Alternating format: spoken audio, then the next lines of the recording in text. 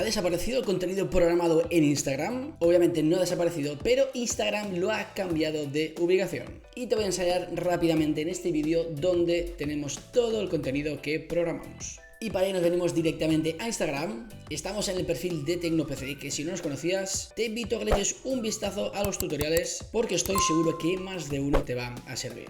Entonces, ¿dónde está ahora el contenido programado? Antes entrábamos a configuración, entrábamos aquí y en el sector de tus insights y herramientas, aquí nos aparecía el contenido programado. Esto obviamente si tienes una cuenta profesional.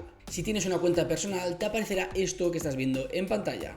Aquí no tenemos estadísticas, que para ver todo lo que hemos visto tenemos que hacer scroll hacia abajo, y aquí en tus insights y herramientas, tipo de cuenta y herramientas, si entramos dentro nos aparecerán todas estas herramientas que, como ves, no las tengo habilitadas. ¿Por qué? Porque tengo cuenta personal. Si tú quieres poder programar tus publicaciones, tendrás que ir a tipo de cuenta y aquí cambiar el tipo de cuenta a una cuenta profesional o a una cuenta personal pública. Aquí mismo te lo dice: las cuentas personales que estén configuradas como públicas y tengan menos de 1000 seguidores pueden acceder a herramientas como las insights y el contenido programado. Pero volviendo a la configuración de TecnoPC, el contenido programado ahora lo tenemos en tipo de cuenta y herramientas. Tenemos un paso más para llegar al contenido programado. Si entramos aquí tenemos la opción de cambiar el tipo de cuenta y fíjate cómo en tus herramientas básicas tenemos insights, las estadísticas del perfil, y debajo contenido programado. Aparte de reels de prueba, directos, canales, monetización, etc. Si entramos en contenido programado, aquí nos aparecerán todos los posts o los reels que tengamos programado, y si no tienes nada programado, como yo ahora mismo,